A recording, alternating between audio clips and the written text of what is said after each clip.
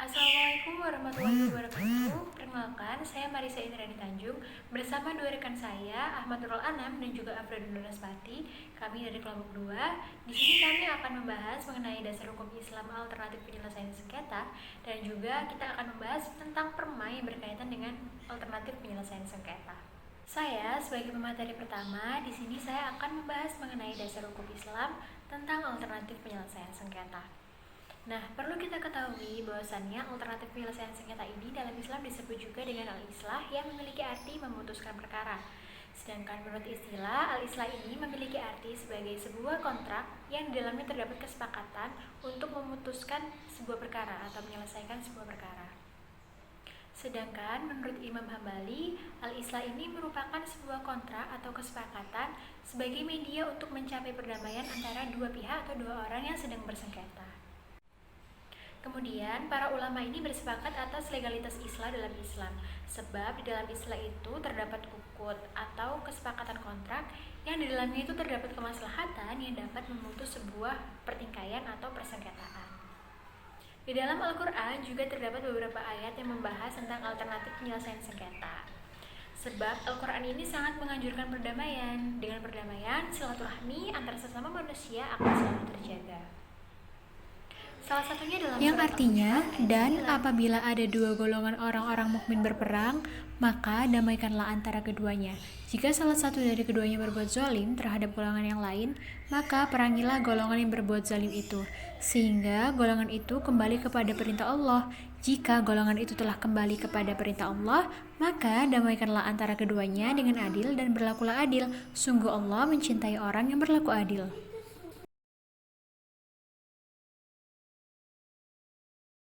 Nah, adapun ayat lain yang mengemukakan tentang besarnya pahala apabila kita melakukan perdamaian, seperti yang tertulis dalam surat An-Nisa ayat 114. Yang artinya, tidak ada kebaikan dari banyak pembicaraan rahasia mereka, kecuali pembicaraan rahasia dari orang yang menyuruh orang untuk bersedekah atau berbuat kebaikan, atau mengadakan perdamaian di antara manusia. Barang siapa berbuat demikian karena mencari keridhaan Allah, maka kelak kami akan memberinya pahala yang besar. Dan juga dari hadis Nabi Muhammad SAW dari Amr ibnu Auf al-Muzani radhiyallahu anhu, ia berkata bahwasannya perdamaian itu halal bagi kaum muslimin kecuali perdamaian tersebut mengharamkan yang halal dan menghalalkan yang haram. Dan hendaklah kaum muslimin berpegang teguh pada syarat mereka kecuali syarat yang mengharamkan yang halal dan menghalalkan yang haram. Hadis riwayat Imam Tirmizi. Al-Quran mengakui konflik dan persengketaan sebagai hal yang tidak dapat dipisahkan dari kehidupan manusia. Yang mengartikan bahwasannya manusialah yang menciptakan konflik dan persengketaan, dan manusialah juga yang mampu menyelesaikan konflik dan juga persengketaan tersebut. Melalui akal dan Al-Quran, manusia mampu menemukan resolusi dari konflik tersebut.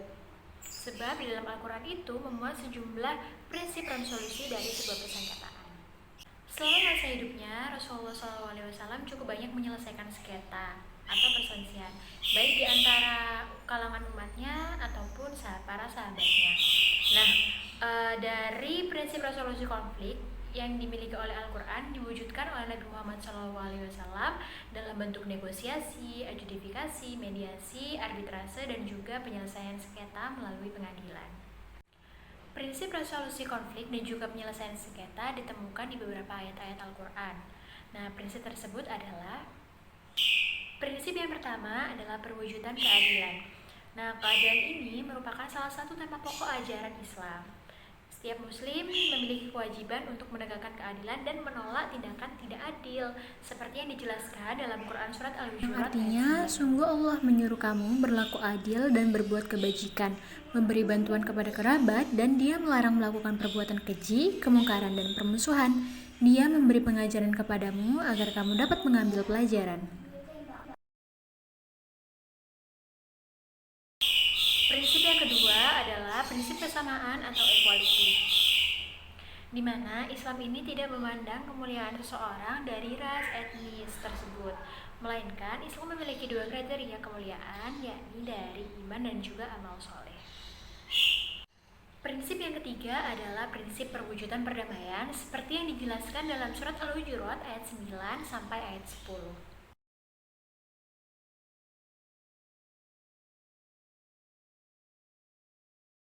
Prinsip yang keempat merupakan prinsip kreativitas dan inovasi. Strategi non kekerasan mampu mendorong kreativitas dan inovasi dalam menyelesaikan konflik. Kreativitas dan inovasi dapat melahirkan pilihan-pilihan baru yang dapat membantu pencapaian kompromi dengan rasa keadilan. Prinsip yang kelima adalah prinsip saling memaafkan, seperti yang dijelaskan dalam Yang surat artinya, Asy-Syura dan ayat balasan 10. suatu kejahatan adalah kejahatan yang setimpal. Tetapi, barang siapa memaafkan dan berbuat baik kepada orang yang berbuat jahat, maka pahalanya dari Allah, sungguh Dia tidak menyukai orang-orang zalim.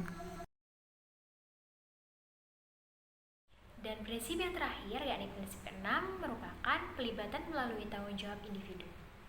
Pilihan moral dan keyakinan rasional merupakan prinsip Islam. Oleh karenanya, setiap orang wajib bertanggung jawab atas segala perbuatan yang telah ia lakukan. Sekian materi dari saya, kurang lebihnya saya mohon maaf, dan materi selanjutnya akan dilanjutkan oleh teman saya, yakni Afridun Alaspati. Baik, bismillahirrahmanirrahim.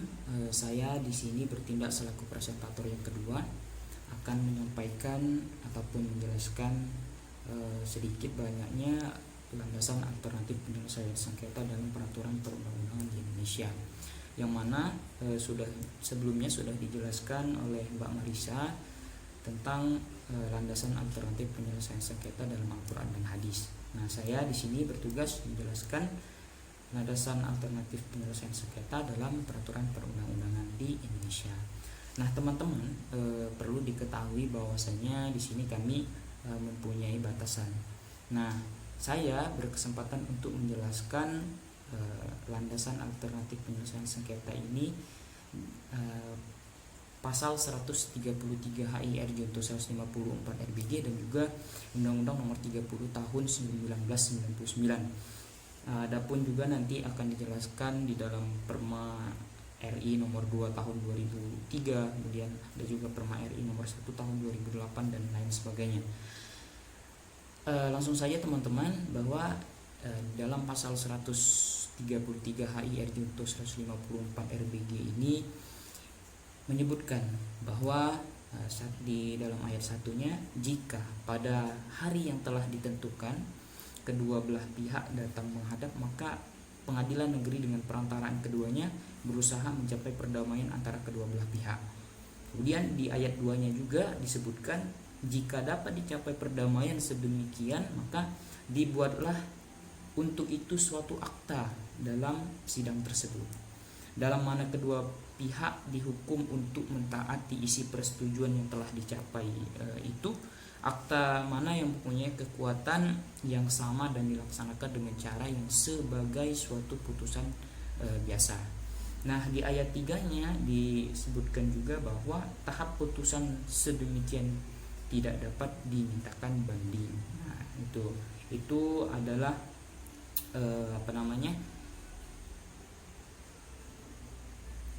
suatu penjelasan yang ada di dalam pasal 133 HIR Junto 154 RBG. Nah, teman-teman, perlu diketahui di sini maksud dari ayat 1 itu adalah bahwa misalkan di kemudian hari ataupun pada hari yang telah ditentukan kedua belah pihak ini menghadap ataupun datang ke pengadilan negeri, maka dengan perantaraan keduanya ini berusaha untuk mencapai suatu perdamaian. Jadi mereka datang tujuannya adalah untuk mendapatkan suatu perdamaian. Nah, itu ayat 1-nya. Nah, di ayat 2-nya misalkan mereka nanti akan mendapatkan sebuah perdamaian, maka dibuatlah akta dalam sidang tersebut. Nah, akta di sini sebagai bukti ataupun sebagai jaminan untuk kedua belah pihak ini harus mentaati isi dari persetujuan yang telah dicapai dari kedua belah pihak tersebut. Nah, kemudian di ayat 3-nya ditegaskan bahwa putusan sedemikian ini maka tidak dapat dimintakan banding. Nah, kurang lebih seperti itu teman-teman. Kemudian adapun di dalam pasal 131 HIR dan 155 RBG sebelumnya itu di ayat satunya disebutkan jika para pihak datang akan tetapi mereka tidak dapat didamaikan, hal itu harus disebutkan dalam berita acara persidangan. Maka surat yang dimasukkan oleh mereka dibicarakan jika salah satu pihak tidak paham bahasa yang disampaikan ataupun dipakai dalam surat itu, maka akan diterjemahkan oleh guru bahasa. Mungkin ini sebagai pengetahuan saja ya teman-teman ya. Seperti itu.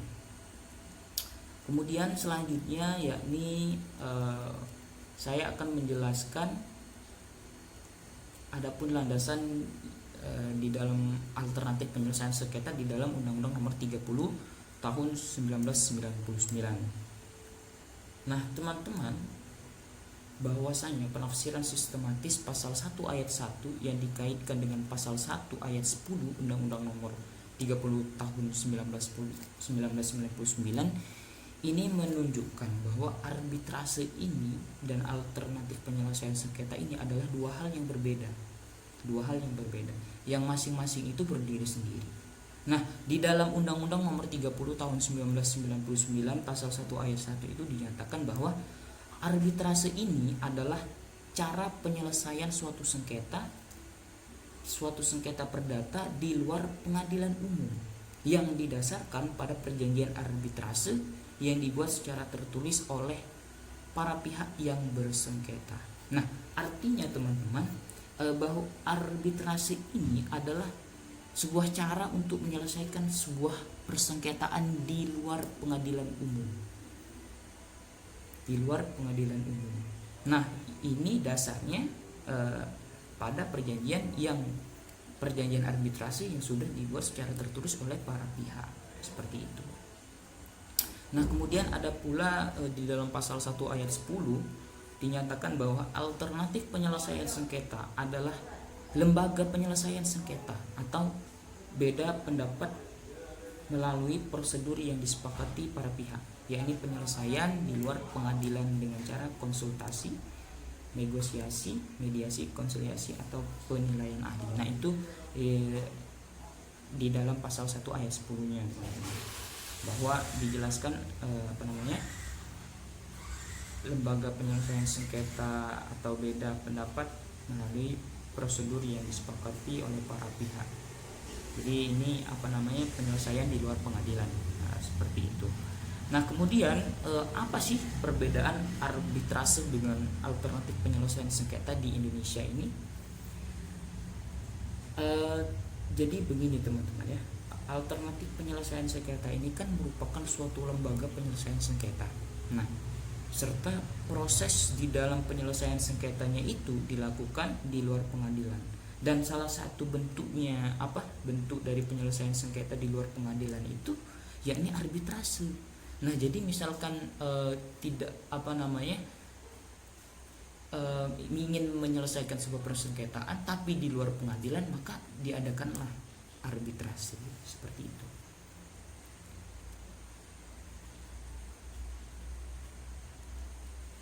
Nah, kemudian teman-teman, adapun perbedaan antara konsiliasi, mediasi dan arbitrase. Apa saja sih sebenarnya perbedaan itu? Nah, di sini saya akan menyebutkan 3 saja teman-teman. Bahwasanya pada konsiliasi ataupun mediasi ini mengandung arti adanya pihak ketiga.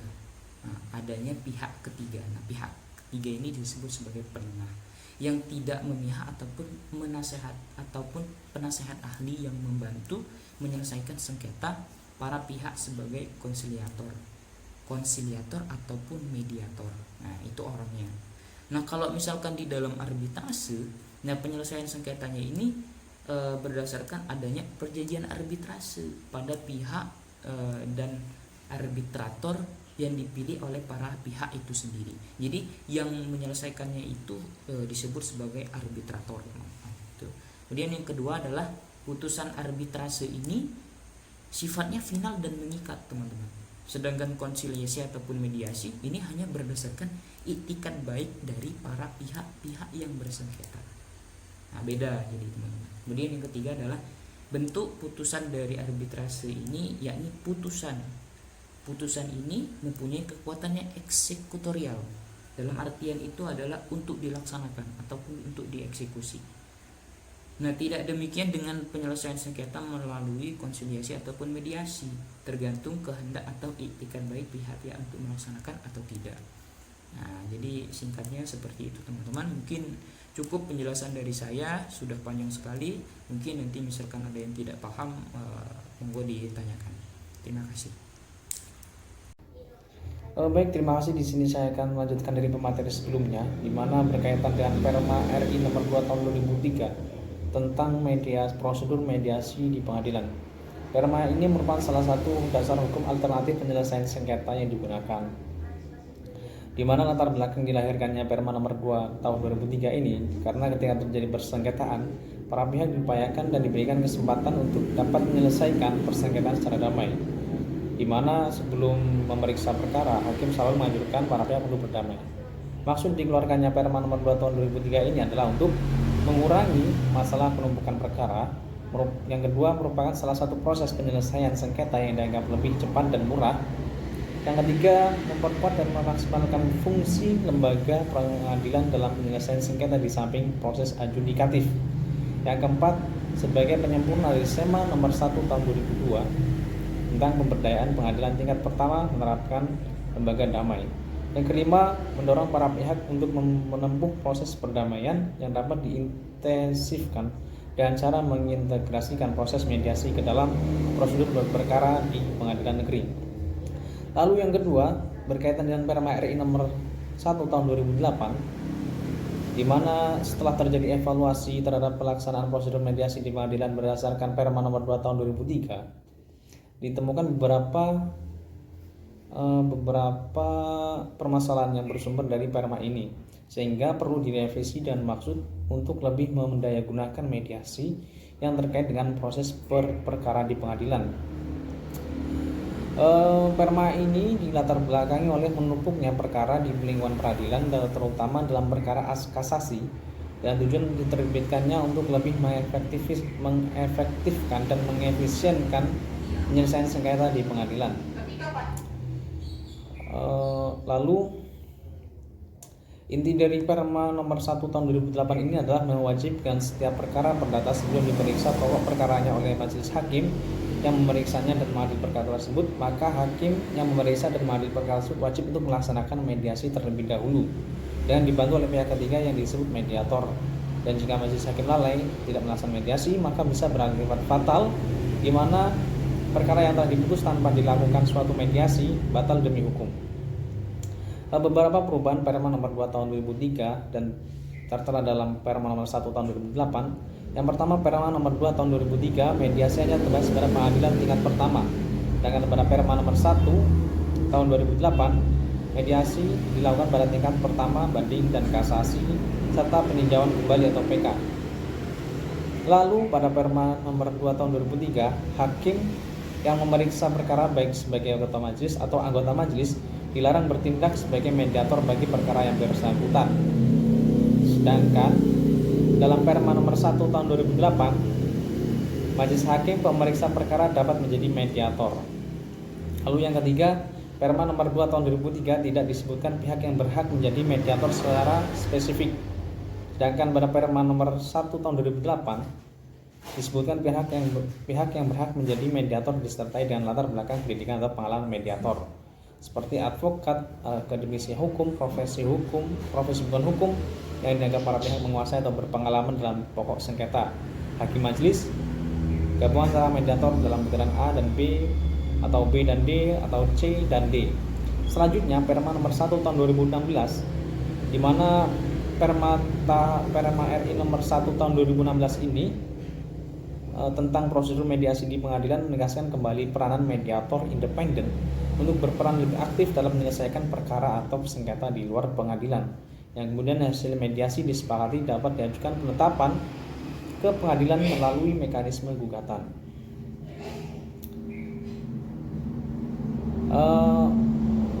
Lalu Mahkamah Agung Republik Indonesia kemudian memperbarui lagi Perma dan mengeluarkan Perma nomor 1 tahun 2016, di mana Perma ini memperbarui dari Perma nomor 1 tahun 2008. Adapun beberapa perubahannya yang terjadi dari Perma nomor 1 tahun 2008 dengan Perma nomor 1 tahun 2016 bagaimana berikut ini.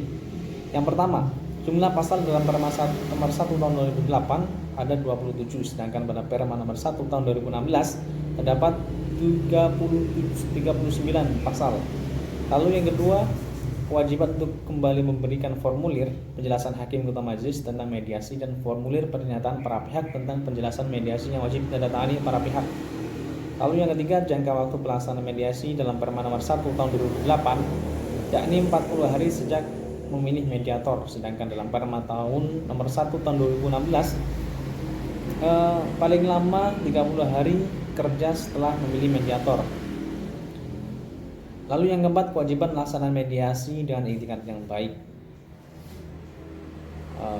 Ya cukup sekian, di mana Perma nomor 1 tahun 2016 dikeluarkan dengan dimaksudkan dan diharapkan untuk mengurangi terjadi penumpukan kasus dan penunggakan perkara di pengadilan, serta untuk dapat memenuhi rasa keadilan dengan proses cepat, sederhana, dan murah dalam berperkara. Terima kasih, cukup sekian dari saya. Apabila banyak kekurangannya, mohon maaf. Assalamualaikum warahmatullahi wabarakatuh.